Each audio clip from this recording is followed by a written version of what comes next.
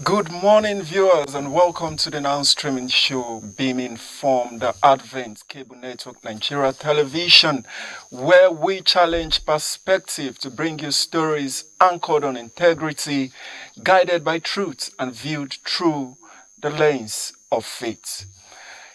In what we would describe as an heartbreaking development in Abuja, a 25-year-old singer, Ifunanya Lucy NWAGENE, popularly known as NANYAH, has died following a severe snake bite. She was bitten by a venomous snake at her home in the early hours of Saturday, the 31st day of in the month of January.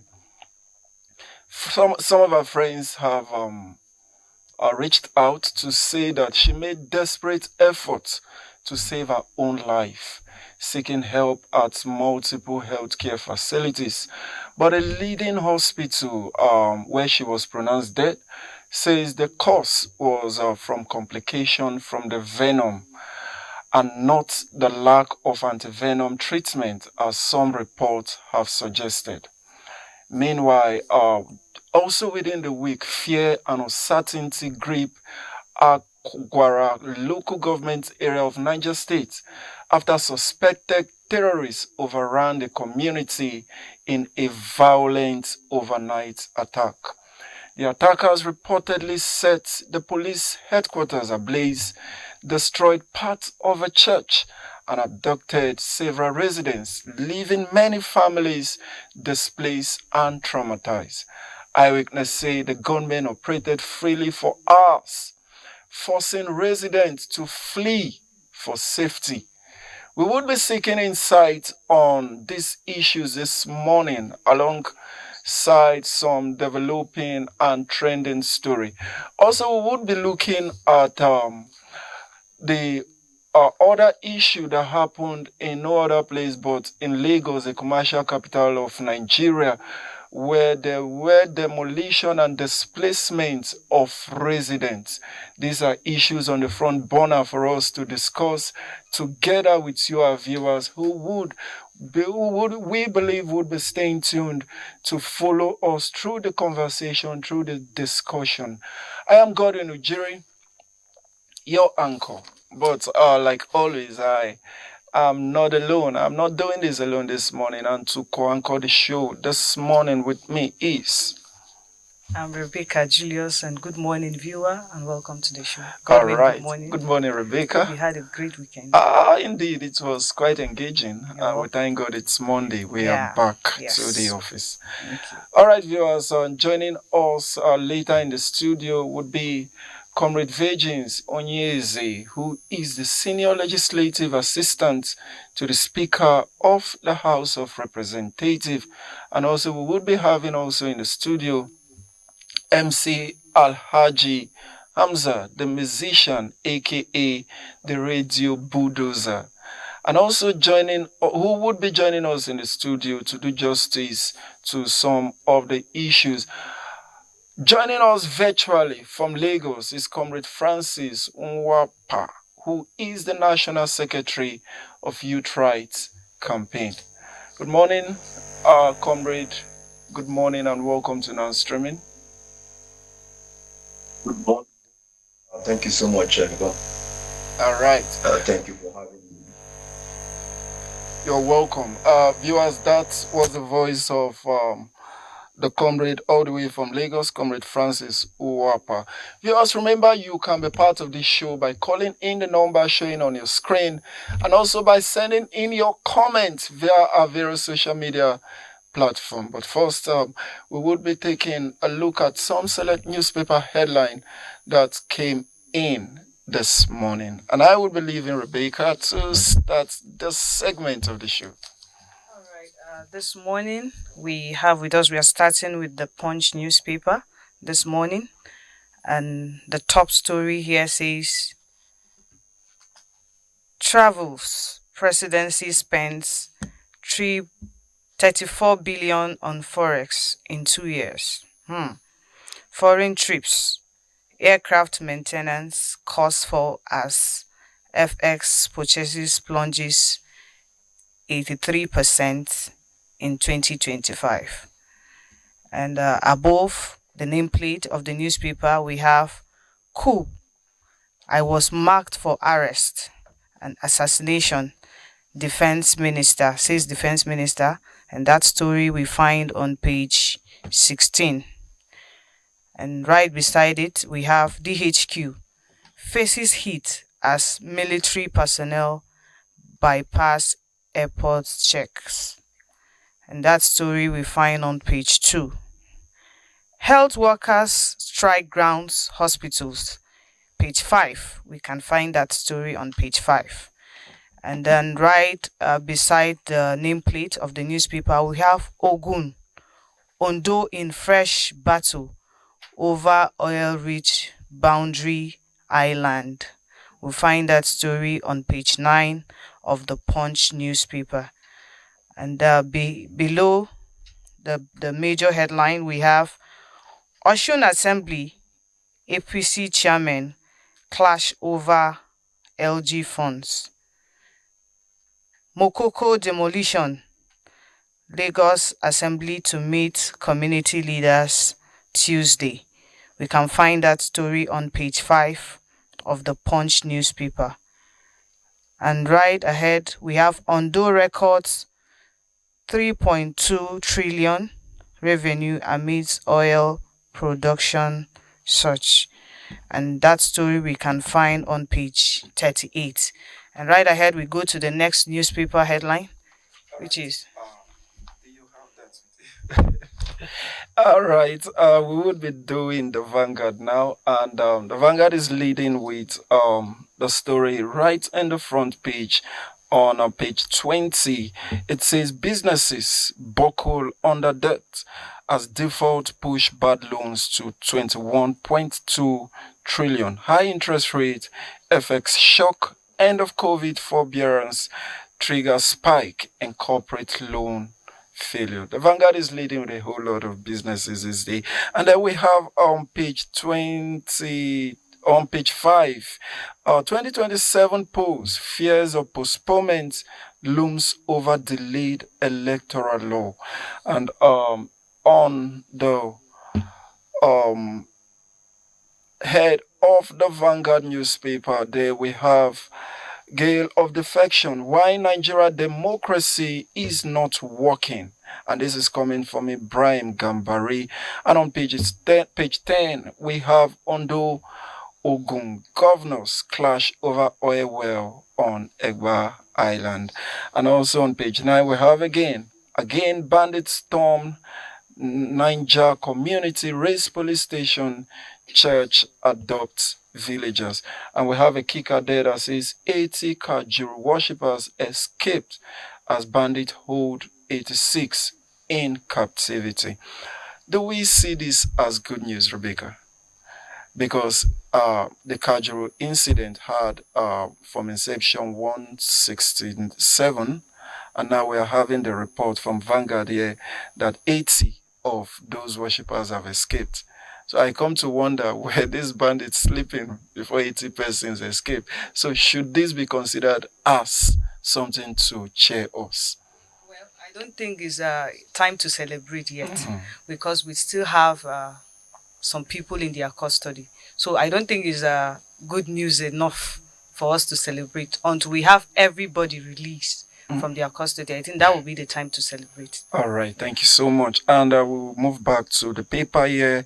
On page 10, it says, participate in politics before it is too late. This is Sanwo-Olu to the youth. And lastly, on the sports segment there, we have 2030 World Cup. Super Eagles begin qualifiers. June CAF confirms date. And that is the march that we will be taking on the front page of the newspaper. And we will be moving very, very quickly to the discussion segment. But now we have joining us, like earlier introduced in the show, the person of Comrade Virgins Onyeze, who is a senior legislative assistant to the Speaker of the House of Representatives. Comrade, you are welcome to Nanstream. Thank you. Good morning, viewers. Good morning, Nigerians. Thank you for having me. All Thank you. right. Yeah. It's always a pleasure having you on You set. look good this morning. Thank you so much. I've always been. Yeah. All right. And we will be moving straight ahead to the happenings in Lagos State, where we have the Makoko demolition there happening. And we have, as earlier introduced, Comrade Francis Nwapa. Comrade, you are in Lagos. We would want you to give us an up-to-date analysis of what transpired, what led to what, and where we are now as regards the Makoko demolition that has led to the displacement of a whole lot of residents residing in that area before now. Okay, thank you so much. Good morning once again. Well, what is happening in Lagos is nothing short of government recklessness, trying to grab land, and forcefully evict, poor communities, sell their lands to the highest bidder. It didn't just start from Makoko. We've had it started in Ajegunle, where the Oba of Ojora, asked residents to be paying a particular amount of money on the land where they have lived all their life. And thugs were mobilized to that community. They were removing roofs, while while people were living in the house. And this, grew, to a very serious movement in Ajegunle. And from there, and while all of this is happening, the Lagos state government kept mute. And the Nigeria police, under Jimoh Moshood, kept silence, looked the other way. Those thugs were not arrested. They were not stopped until there was a big movement in Ajegunle that had to start, that had to resist all of this attack. Then Owuroshoki, where there is a subsisting court order restraining the Lagos state government from carrying out the demolition in Owuroshoki. But the Lagos state government, in a contempt, continued to disobey this court order and went ahead with bulldozers while people were sleeping in the middle of the night, demolished their houses, shot at citizens, tear gassed them. This led to several deaths. As I speak to you cumulatively, between Ajegunle, Owuroshoki, and Makoko, we have recorded, Owodi Onirin, we have recorded over 53 deaths as a result of all of this demolition. Then they moved to Makoko. Makoko is a riverine community where these people have lived for over 100 years. And despite the condition these people live in, where government is supposed to have empathy, construct schools, construct hospitals, help them build up those places, because these are the people that goes to the lagoon and get fish for us here in Lagos. Government initially said that they want to demolish the houses that are under power line, that they are going to demolish between 30 meters away from the power line. Then the community people agreed. They demolished the houses that are 30 meters, close to the power line. Then the government came back again and said they want to extend it to 100 meters. And the community agreed. They demolished it to 100 meters. As I speak to you, government has gotten beyond 500 meters, demolishing houses, of poor citizens, schools, hospitals that are built in those places for poor people to, to survive in those kind of community have been demolished, and these people are crying. As I speak to you, tear gas were fired right in the middle of where people are living. Babies, infants choked to death. A lot of people were killed in Makoko, as a result of this. And this impunity has continued, under the Lagos state government, with the government not having anything to say about it until the people began to resist it. Comrade, thank you so much for that insight and up-to-date analysis about the happenings there in Makoko. Now, no sensitive and responsible government would engage in any act, I must say, and be careful with words here, that will lead to the loss of life. So thus far, from your analysis, over 50 persons are confirmed dead. What is the reaction thus far of the Lagos state government since this gruesome act? What is their reaction, given the fact that it was done by people who would say they themselves sent to carry out this act, but now it has led to the loss of life? What is their reaction thus far? Lagos state government has remained mute over this matter. And that is to show you that the land grabbers are having the support and the backing of the Lagos state government. In fact, it is those who are in power that are grabbing all of this land. Don't forget that we have a history in Lagos state.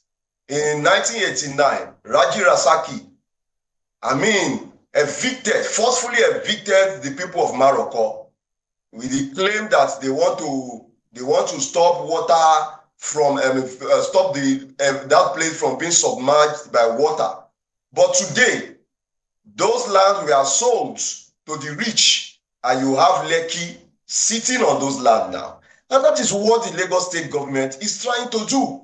They grab the lands of poor people, poor communities, and sell it to the highest bidder. In fact, there have been series of letters written to the Lagos state government, written to the National Assembly on December 10, National World Human Rights Day.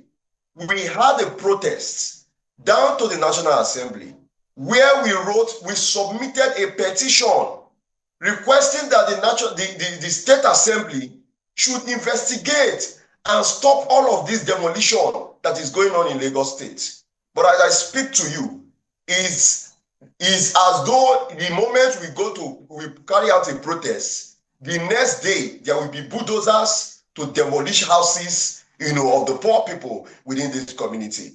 And until all of this, the civil society had to mobilize all of these, all of these communities, led by senior advocate Femi Falana. We had to, and other civil society organization, we had to come together, to bring all of these communities in Ajegunle, in Owode Oniri. And let me also speak about Owode Oniri.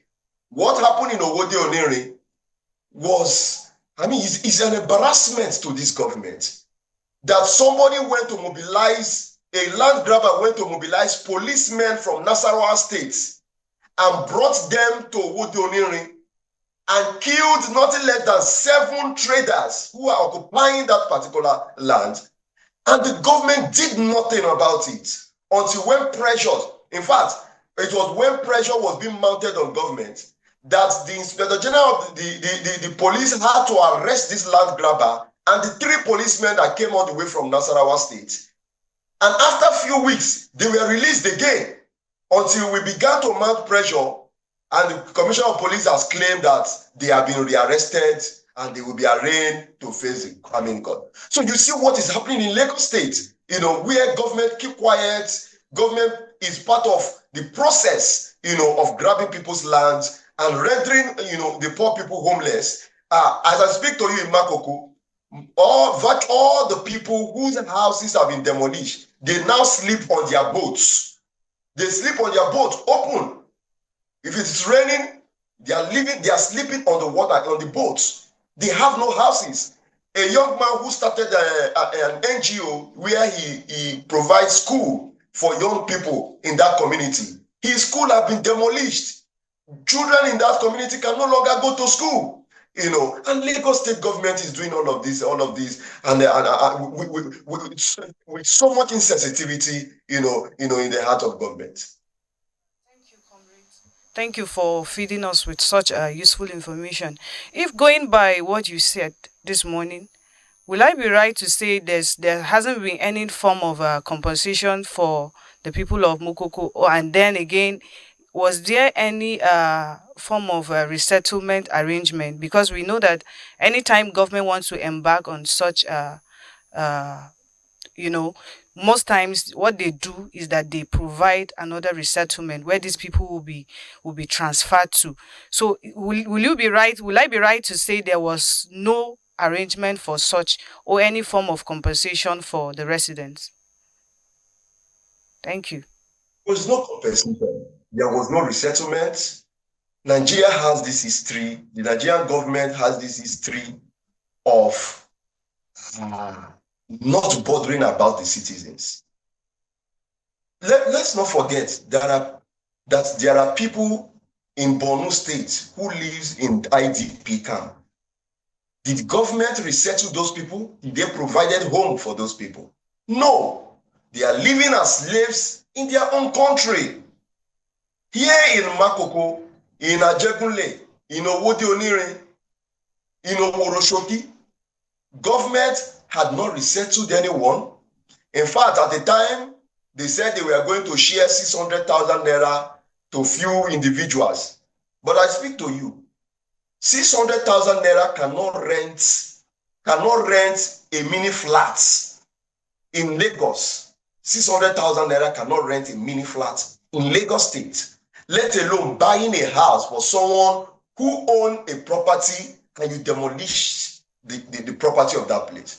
So it's the height of insensitivity of government. They don't care whether the people are living on the streets, whether they are living on.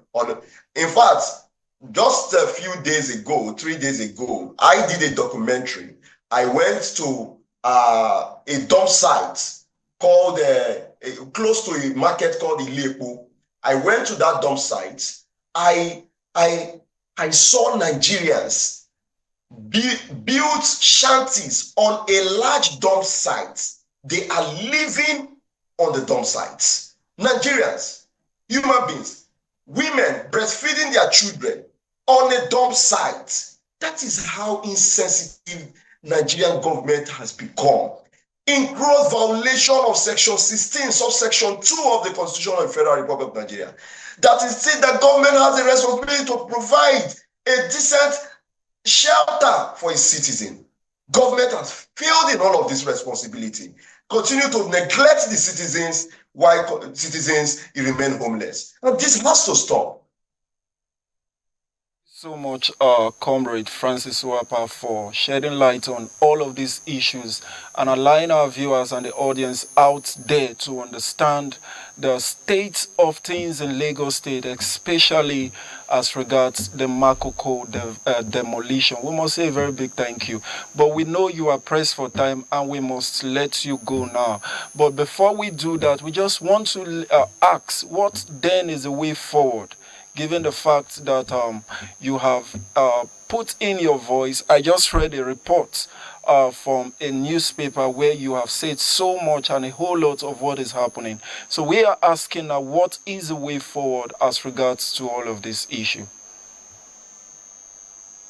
Okay, as a result of the protest that happened on the 28th, don't forget that protest was also marred by state clampdown, state attack on protesters, where a lot of people were shot, tear gas were fired on peaceful protesters who are holding nothing aside from placards. Protesters were, in fact, currently we have people in the hospital. The commissioner of police abducted one of the leaders of the protesters, Comrade Azan Taiwo.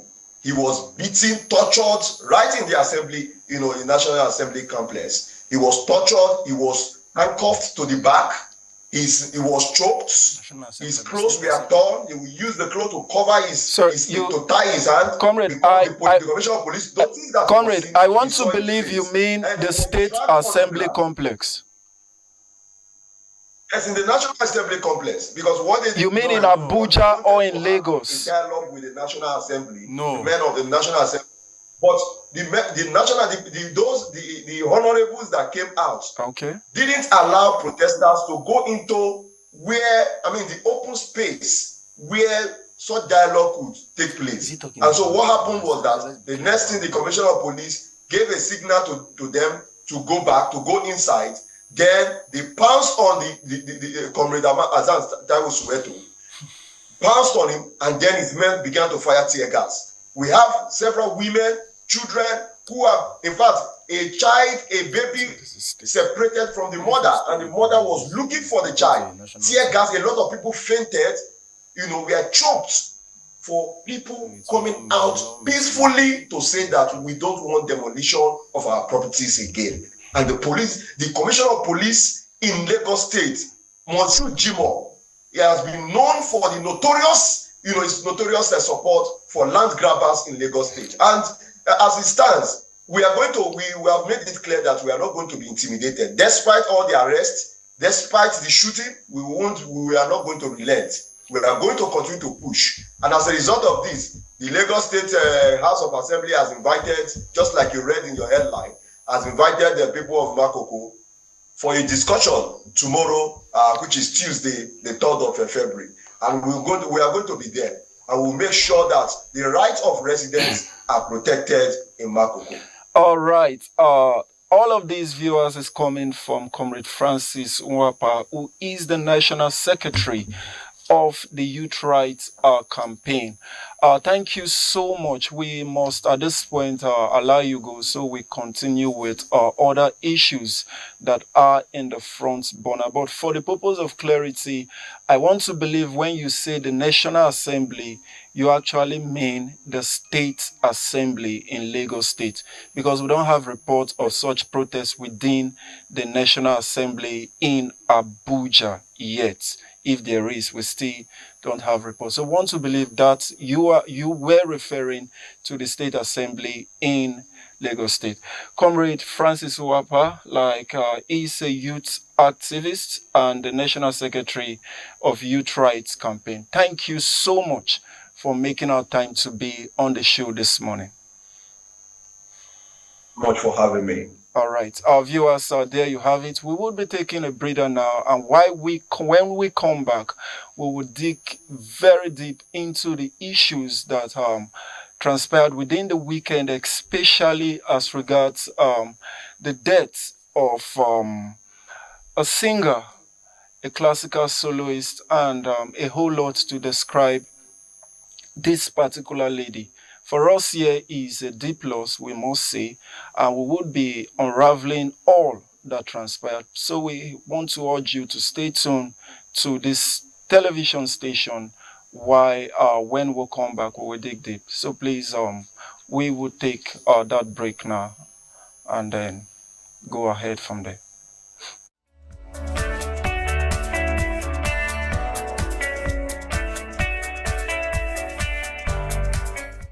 Ladies and gentlemen, let's be honest, traveling can be stressful, and after a long day, the last thing you want is a hotel room that feels like a shoebox, with a flickering bulb and a mystery stain on the wall.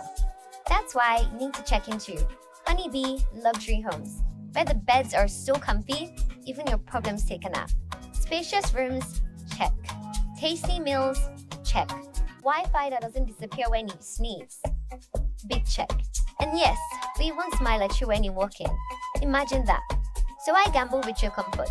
Come to Honeybee Luxury Homes. Visit us at Cityscape Villa, Tiger Close House 37, opposite Human Rights Radio by Games Village. Honeybee Luxury, where comfort meets style. To book your stay, call or send a WhatsApp message to 070-8582-4585 or 080-5903-8837. You can also check us out on Instagram at honeybee_lux. The perfect getaway starts here. See you soon.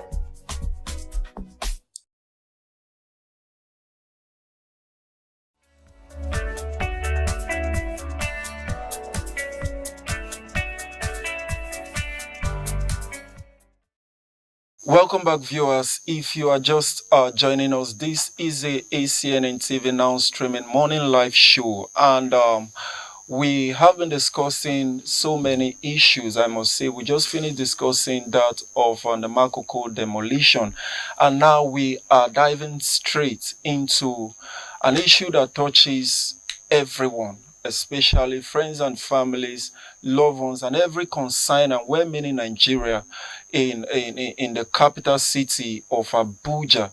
This particular issue, I tell you, happened on the early hours of Saturday, and it's one that I personally would say there is no words that is good enough to describe it, because for so many of us, this person is known, I must tell you. So we would be right when we describe it as a personal loss, sincerely, because the person in question happens to be a classical soloist, a classical singer, an R&B singer, a soul music singer, and one that if you are in tune with all of these, the singing ministry, you would have come in contact with this person. I was speaking of no other person but singer Ifunanya Lucy NWAGENE, who is popularly known as NANYAH, who tragically lost her life as a result of a snake bite. Sincerely, I am pained, because when I look at all of these issues, I ask myself, a snake bite in 2026, would this have resulted to the death of a thriving soul as Ifunanya? That is all of the answers we would be bringing your way this morning. But for us, it's actually a sad time right here in the studio. And we have earlier introduced some of our guests, and we have joining us also in the studio to look at this issue, MC Alhaji Hamza, the musician, aka the radio bulldozer. MC, you are welcome to the non-streamation. Good morning. All right. And thank you for having me. I am not really too happy. And I wouldn't like to start my months with stuff like this. Like, it really breaks my heart. But life wishing it could use, because it's not supposed to be like this. If we have a working government, this wouldn't have been happening. Can you imagine a politician will be sick, or his family member will be sick? They'll fly him or her abroad. But what about us, the citizens, that don't have such funds to waste? Because I call it waste, because if things are working in this country, such would not be happening. Can you imagine this? NANYAH is a popular person, indeed. Someone that is supposed to be, like, I believe 2020 is supposed to be her year. But just imagine. All right. Thank you so much. The voice you just heard is that of the MC himself, MC Alhaji Hamza, the musician, aka the radio bulldozer. And as earlier introduced, we have Comrade Virgins Onyeze, who is the senior legislative assistant to the Speaker of the House of Representatives. Comrade, a whole lot have transpired within the weekend. And I know for you, the NANYAH case is a personal one. So, what is your take in all of this? Let's just start from there. My NANYAH, a loving NANYAH, a super girl, superstar, a loving soul, happy soul. When she sings, even if you're a sinner, you want to repent.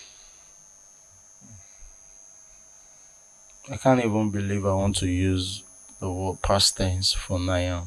Like, she was instead of is. I can't believe I'm doing that today. I was still talking about how a few days back that this girl was actually improved musically, which I know this 2026, no way. She's going to just explode all over the world. In short, they wrote her from the UEFA Champions League. She was preparing to also still travel because of the music she did for UEFA Champions League. Yeah, the Champions League anthem. This same lady made her own version, and it was heard the Europe, all over the world. Imagine when UEFA Champions League in the world recognize your effort. This lady was the same person they called, and she was supposed to travel for this. How come? A snake bite. From where? They said the compound, the house, they find the snake. The brother wrote, he said, when it happened, she called and he told him that, don't panic, I've just been bitten by a snake, but I'm going to the hospital. The brother was on the phone with her till she went to the first hospital. All right, comrade, we would want you to hold your thoughts because we have on the phone now the music director, whom we would say the choir master of NANYAH, on the phone to give us an up-to-date analysis on this. So, good morning, CM, I must say, and welcome to Now Streaming. Mr. Sam. Mr. Sam, good morning. Mr. Sam, yeah. Good morning to you. All right. So we believe you happen to be the music director to NANYAH, and you have a good grasp of all that transpired. So please feed us in as regards all that happened, all you are aware of to this point. Okay, so if NANYAH was a pride to Amemuso, Abuja Metropolitan Music Society. So basically, she was well known by all, even beyond Amemuso. NANYAH was not just an Amemuso, but she was a sensation. She was a pride to the entire Abuja environment as far as classical music is concerned. So this is what happened on Saturday, the 31st of January. Sorry, there's so much echo. I'm hearing myself. I think we can hear you clearly. Kindly go ahead. Okay.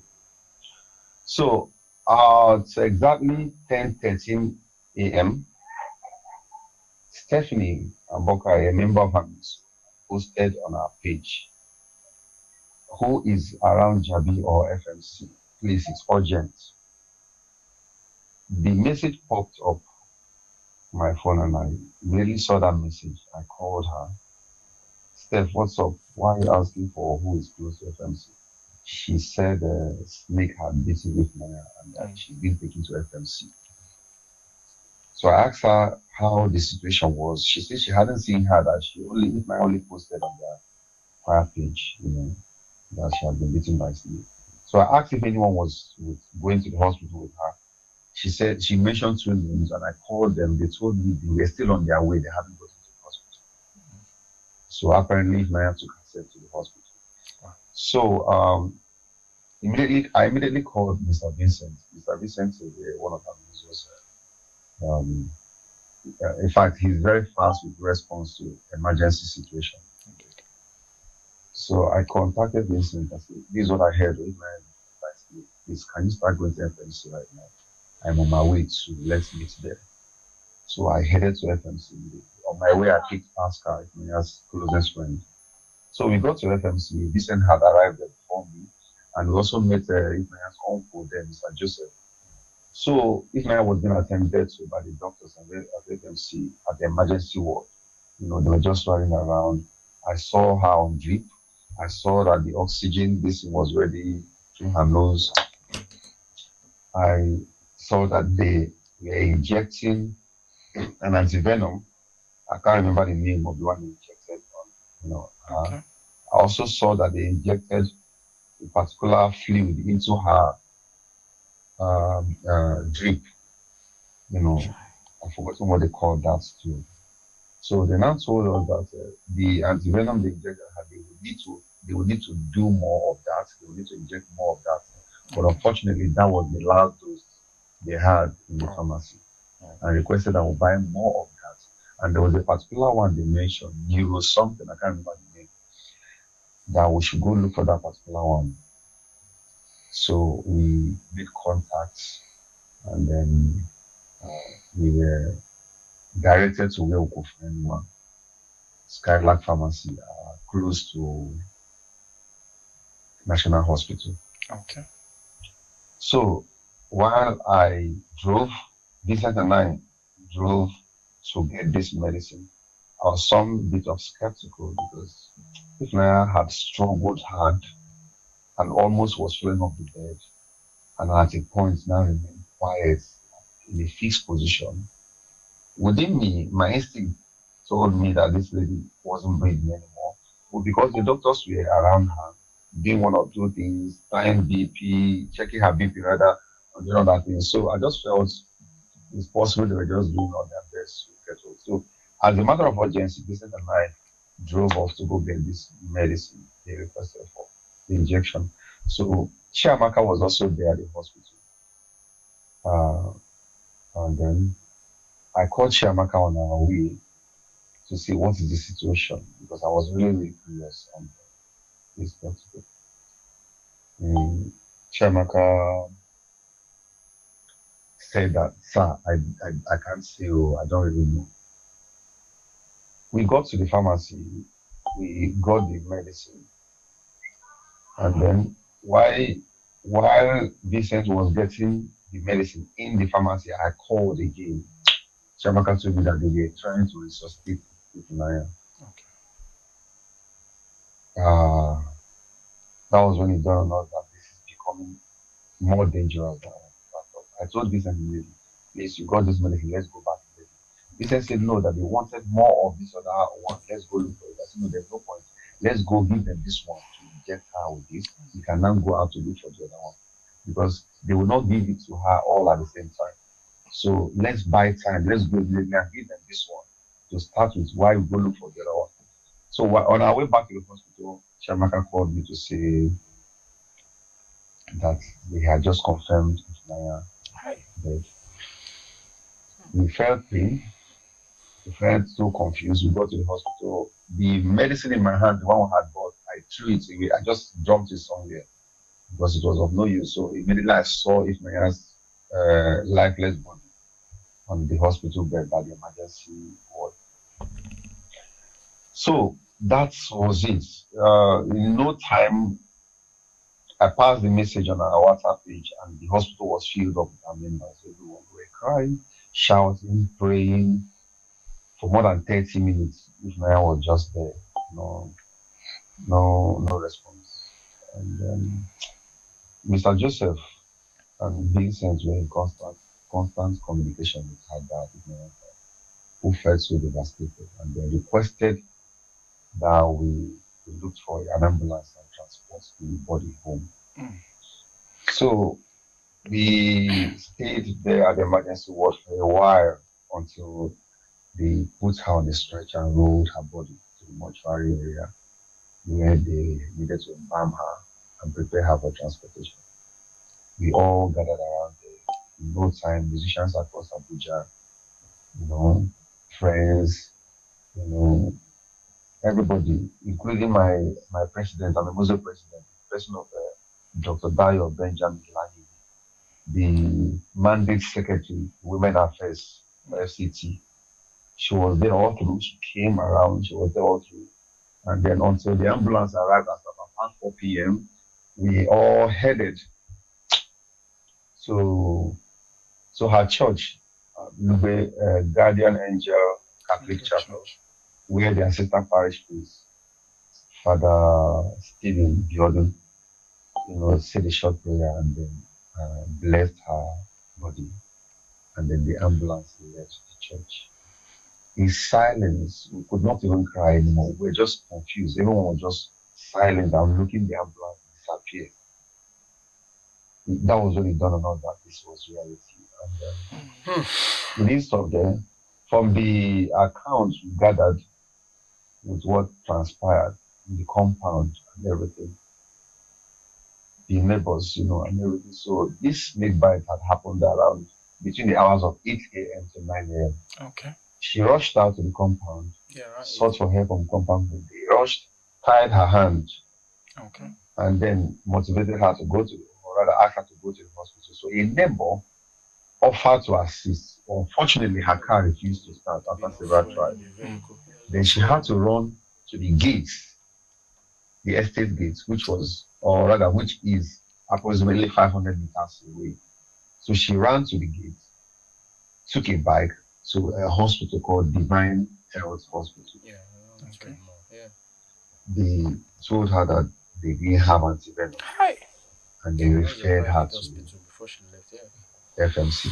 So apparently, this hospital referred her to FMC. okay. FMC is approximately 30 minutes from where she was at that point. So you can imagine the time it would take the ride to arrive. And then, so basically, we are saying within a neighborhood of 40 minutes you have spent, with all the activities around. So on her way to this hospital, FMC was when she was not contacting friends, family members, and fire members, telling them what happened. So that's it. So I've narrated from when I met her at the hospital.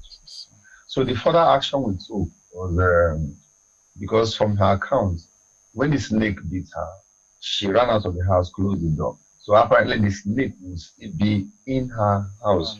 She had told the doctors when she arrived at the hospital that she saw the snake, that it was a gray snake. So while she got to the hospital, she was still conscious, she was still talking. But by the time I got to that hospital, she was no longer talking. She couldn't talk again because she was very weak. So that was it. And then we now hired the services of a snake whisperers to go to the house and check if they would see any snake. This was to confirm if truly it was a snake that bit her, because people were beginning to paint different possibilities, whether it be a witchcraft or. So this snake guy went to some of our members to Ifunanya's house, and inside her house they found a cobra, and they brought it out. They brought it out alive. And of course, you can see the video flying around the internet. They killed it. Outside her house, just around the footmats area, they saw another snake, a smaller snake. They killed that one. Then, I think somebody from a different compound within also contacted the guy to come check in their own place. So they saw another snake in that compound close. So basically, there were three snakes, but only one of these snakes was found inside her house. The second one was found by her entrance, and the other one was found in a different compound close to her compound. So basically, this is all that happened. That was close. Thank you so much, Mr. Sam Ezugo, for giving us insights as regards all that transpired. We are really grateful. But just to ask you, given the fact that I would at this point call you a first respondent in this case, despite the effort of the hospital, you were there for NANYAH to ensure. I'm struggling to understand. I'm struggling to hear you. Okay. Can you hear me now, sir? Better. Okay. I am saying thank you so much for all that you did as regards this situation. Now, just to ask, because so much is flying around on social media, and a whole lot of persons are coming to blame the institutions for not having anti-venom vaccine or medicine ready to take care of emergencies like this. Given the fact that you also went to the pharmacy, from what you narrated, to get this, and you also said that what the hospital have, they actually exhausted it on her. Now, they said they had just one more dose. Just one, left, which was administered to her. Just one. Now, from all of this assessment and analysis, what would you say actually led to the death of NANYAH? Could it be the negligence of the hospital management, the institution, although we understand that she first went to a private hospital and they referred her to FMC. So in your own assessment, what would you say led to this death? First, I'm not a medical doctor, Indeed. so I wouldn't say, but from logical angle, from what I've gathered from some medical practitioners, the whole challenge started from the point she had to run to the gates to pick a bike. That running to the gates would, make the circulation go faster. Mm. Now, one who is beaten by snake would have been calm, Stable. right?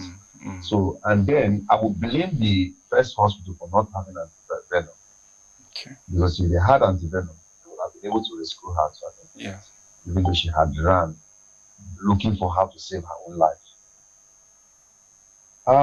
Coming to FMC, from my eyewitness, from what I witnessed, they were all rallying around doing what. But why wouldn't they have enough Anti-venom. antivenom in their stock, in their pharmacy? They had just one dose of that. I can't tell if between the time they administered the first dose to when we started looking for another dose was enough.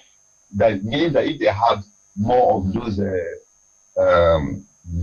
drugs in their stock, if they would have given it to her, I can't say. Honestly, I can't say. Mm. But all I know is that the hospital did not have a particular one they wanted us to get, and that was what I had to drive out to get from the pharmacy. The pharmacy is at Skylark Pharmacy, Mm. the one by National Hospital. So that's all I can say. So I don't know where to place The the blame. blame exactly, whether Indeed. it is negligence or not. But from what I have analyzed and what I've explained, you could tell, according to people, they said part of what contributed to this fast circulation, was her running to the gates to get a bike. Mm. Ordinarily, she was meant to be calm and stay one place. So this whole thing, that's just as much I can say about it. So, Do you respect the innocent? All right, Mr. Sam Ezugu, we want to once more say a very big thank you for giving us clarity as regards all that transpired that led to the death of NANYAH. It is our prayer that her peaceful soul will continue to rest in perfect peace. amen. Thank you so much. All right, thank you for joining us. Okay. All right, now coming back to the studio, comrade, you are within the government, I must say. We are talking of a federal medical center here, the likes of FMC. We can't excuse the fact that a private hospital in quotes do not have an antivenom, although it is not ideal. But we are saying now that a government hospital just have little quantity of antivenom dose that was administered, and just like Mr. Sam said, him and one other person have to run to a pharmacy. Now, I want to now believe that every hospital has a pharmacy. So what would be your take on this? Hospitals not fully equipped with the right dosage of medication to handle emergencies. Okay. Let me start from what Mr. Sam, a brother and a friend, has said, the choir master of Amemuso. He has virtually said almost the same thing that I wanted to say in the narration, so I won't go too deep in it, but I'll just throw maybe in abstract from what the brother wrote.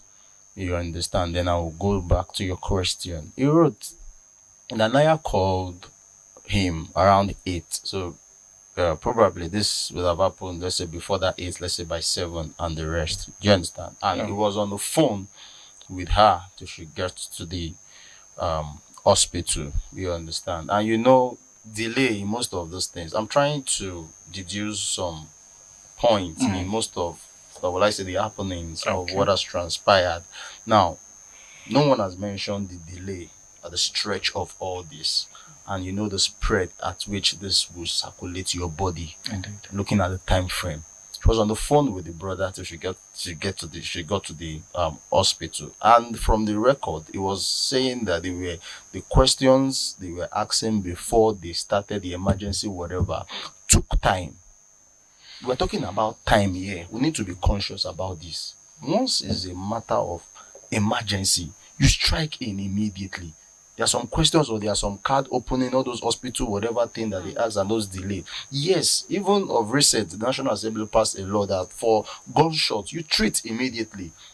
And not just for gunshots. Now we're talking about emergencies generally. My pain was that the delay of all these things, both from when she was looking for how to get to the hospital at first, from the private hospital to the government hospital, all those delays are still factors here. How can something happen around 8? Around 10, she was still chatting, sending messages around 10. Call Pascal and ask Pascal. I posted something on one of the screenshots of the text message, a chat on our WhatsApp chat. And I saw that by 10, she was still saying that, I was bitten by a snake around 10. And the brother said she called around 8. The chats and the records are there. Look at the time frame in 2 hours and all these things. Over 2 hours. So you can't tell me that within all this time you cannot save somebody as a medical practitioner. Now coming back to the government aspect, for crying out loud. Yes, we know that if bitten by a snake, you don't move like that. But what will an innocent child, innocent girl that is trying to save her life and seek for help, what will she do at that point? This psychological whatever effect in her, in short, she might not even know what to do at that point again. As a lady, even as a guy, we don't even have that courage full enough to do most of those things ourselves. Not to talk about the innocent child being a lady. For crying out loud, she was only trying to look for a way she can just be alive. And at the point, I was also told again by a friend that she was saying, I am going, I am dying. She was just going gradually, because at that point, when they were administering all those things, the timing of administering those things again, yes, it was late. Yes, the doctor or whatever people handling that stuff at that point, they did later on, not at the immediate spot when all these things were happening. For crying out loud, this girl got to the hospital by herself. How can I walk into an hospital alive and I'm carrying the dead body? Where to be? So sorry. All right, Vigilance, we understand. I will still say to the government, I'm sorry. What if I am the one? Is that the way I will just go? What about you? What about you? What about you? If it was you, what about me? Will that be the same way? I will be so helpless and I will just go like that. There is nothing you still want to tell me. The government failed Ifunanya NWAGENE. Thank you. I will say it with all temerity and autocracy that the government failed Ifunanya. Thank you. JEUSU, which is the body association of pharmacy and the rest, whatever body, they are on strike. I was told that they are not even on strike. They can still get some pharmacy that can still have this thing in a close by place. Why would they be strike in a sovereign nation called Nigeria? It's painful. Why? The health sector is just in shambles. We don't want to care about human's life. We think it will not happen to us.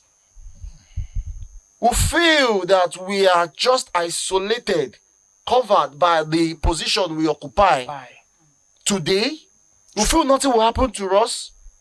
And that's why the health sector, even most of our states in Nigeria, the budget for the health sector is very low and limited. And when we talk about this thing, it's as if we're talking about or speaking for ourselves. What if I was the one there?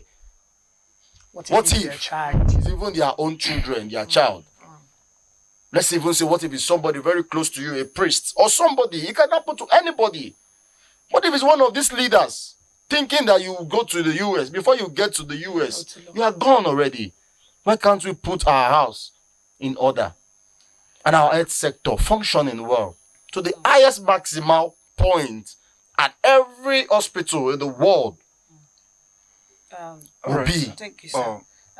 You know, we are in the 21st century, and there are expectations in the hearts of people, let me say, towards the health sector in Nigeria.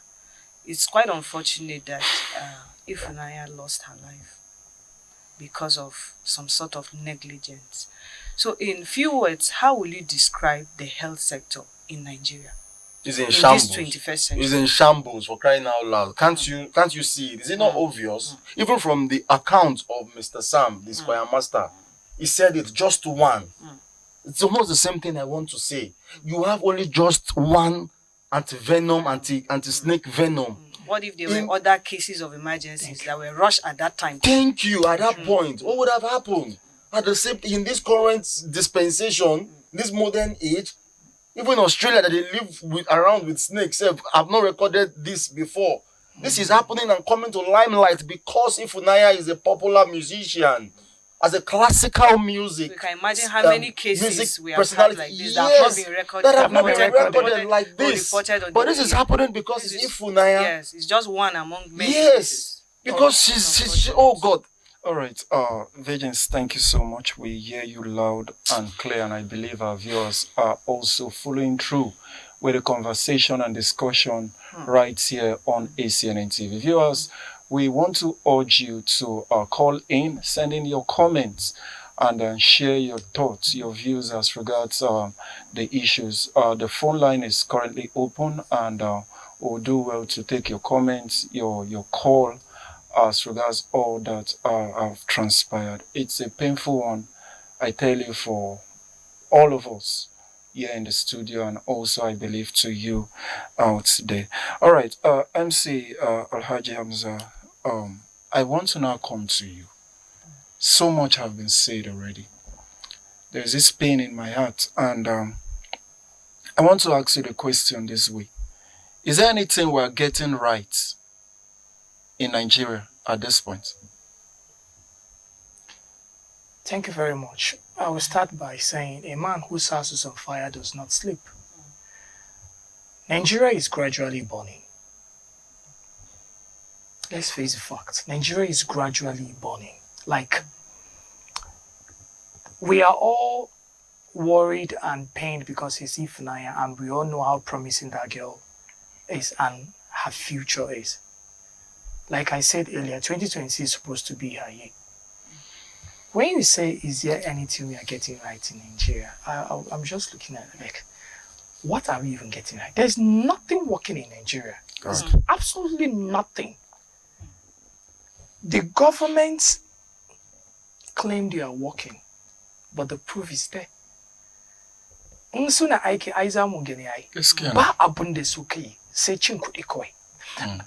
I will use this medium to speak to the youth watching and listening. It's high time most of you try this politics. They say politics is a dirty game. Let's clean it up. Let's go and clean it up. Yes.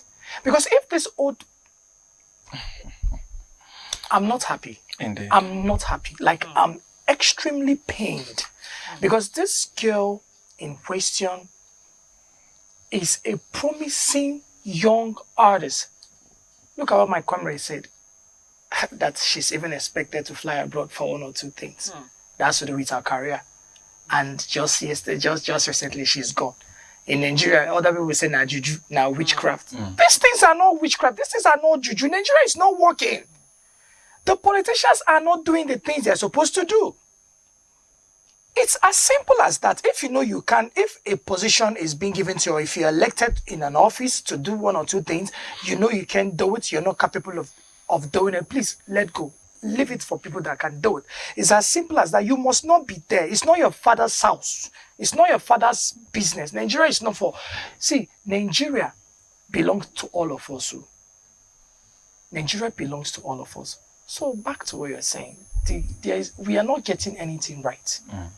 We are not getting anything right. And I also use this medium to talk about some people who are very close to those people, who are just praising them and clapping for them and saying, you are doing well, why they are doing nothing, because of their own greed. All right. Thank you. Godwin, just for the asking. Yeah. I don't know, because looking at the report we got from the choir master, Mr. Sam, he said the period of time she took running from her house to the gate, it got the venom to spread faster into her body. I don't know, has there been, maybe I don't know if you have come across, has there been any kind of sensitization to the public, probably on the social media, on the broadcast media, so that when you come across such, when you fall a victim of such, you'll be able to know what to do and what not to do in order to help the venom not to spread fast. I don't know if you have come across any. And if not, then maybe we would need to invite someone to, indeed, yes, to speak on yes, this. so My joy with the question is it's a developing story, and it's so unfortunate that life have gone in this case. Because I'm just knowing that for the first time too. Sensitization as regards to things like this are not really, do I say, rampant, because it's not, these are isolated cases. They are not cases you see all the time, compared to when COVID in question was taking the lives of so many in the world. But just to look at it from another perspective, I think the life of an average Nigeria, this is me bringing my perspective to light now, like the MC have said, does not really matter. You know why? When it comes to election time and the rest, you find so much of sensitization on how people will thumbprint, so that their vote will not be lost. Nigeria Orientation Agency should be the ones answering these questions. What do you do when it comes to the JOSU that are on strike? They should also be answering questions now. In as much as government will be answering questions, every responsive stakeholders in this matter ought to be answering questions. Yes. And if things have been swept under the carpet, this is the time to open it up. What have been the reason for the persistent strike of JOSU ever since? Why is the government not looking into it to solve it? MC Alhaji came and said here that if these persons were on board, probably the distance to have gotten an anti-venom would not be as far as it took. We had it from the choir master. It took roughly 30 minutes from where the hospital FMC to where they were to get anti-venom, only to be called that NANYAH has passed away. This is the Nigeria we find ourselves. Quite unfortunate. This is clearly the Nigeria we find ourselves. It is quite unfortunate. Virgins. I saw a report from the CMD, the head of the clerical services in the FMC, Mr. Muftal. Yeah, of course, he might not be there. He might have written the whatever report and gave it to him, then he signed on behalf of the institution. There is no institution that want to be embarrassed, for crying out loud. So they are to protect their environment, protect the institution as well. But sir, let me, with all due respect, you are not there. You are not present when this thing was happening. Let us agree that yes, they administer the venom one. But we all know that maybe that one, because of the severity of the bite and the time, I'm still emphasizing on time, because the brother said Ruth, she called around 8. Around 10, she was still sending messages that I'm in the hospital. I was bitten by a snake. Check records, you see it. So in 2 hours, how long would she be in the hospital and she was still alive and nothing would have been done for her to be alive? Do you understand? So I'm looking at the timing of all those things. So sir, if you say yes, you tried all your best, with what you are doing, and you only have just one anti-venom in your hospital, that is not your best, sir. In the whole of Federal Medical Center, a whole government-owned hospital, you have just one anti-venom. That's a shame. That's failure. That's nonchalancy. Those are nonchalant attitudes that we are not supposed to condone for people's life. What if somebody else just walked into that place again with a snake bite? That means the only one you have left, you've used it on Ifunanya.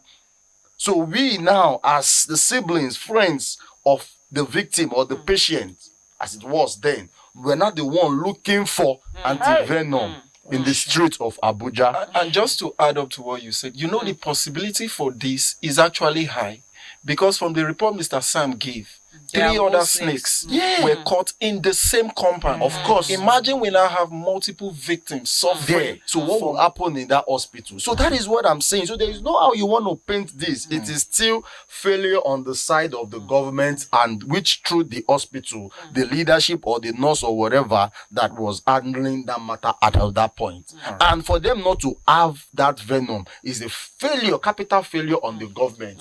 Moreover, we don't know if the government were also providing these things, because somebody told me sometimes in our hospital, I don't know how true, they say they will provide these things, but the doctors, they will go and sell it. Akalama. Yes, I've gotten reports in this same issue.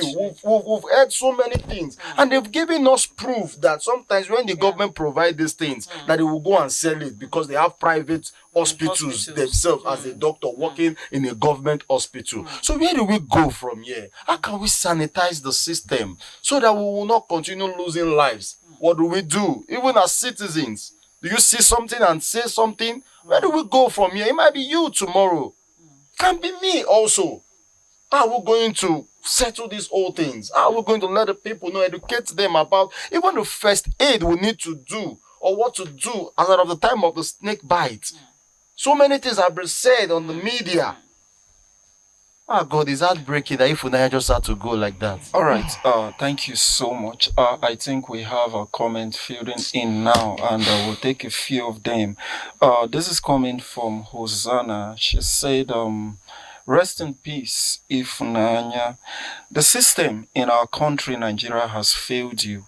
The constant appeal and dialogue over what is ours is just such a pity.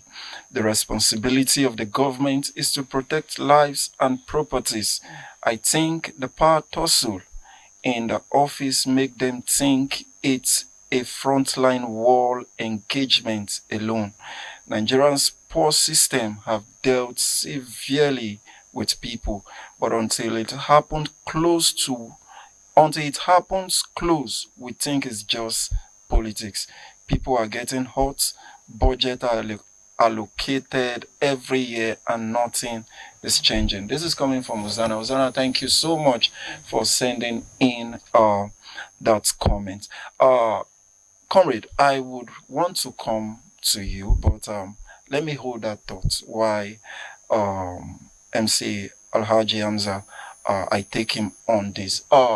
MC, a whole lot have been said. A whole lot of blame throw have been currently ongoing. We are short of time, so let me take this as your last word. What would you say? Because in a compound where you find so many snakes, does this not call to questioning also so much as regards to environmental sanitation, and so much that so many persons tend to neglect, especially, Abuja is really a developing city. We have new estates everywhere. All they do is build and build and build, and you have obstructed the natural habitat of some of these animals, reptiles and the rest, and you are not sharing an abode with them. So do you not think that there was this sheer negligence even with those living where the victim, in person now of Ifunanya, lived before she had this encounter? Thank you. I think there is I think the negligence are there, but I also think that the reason why it happens, like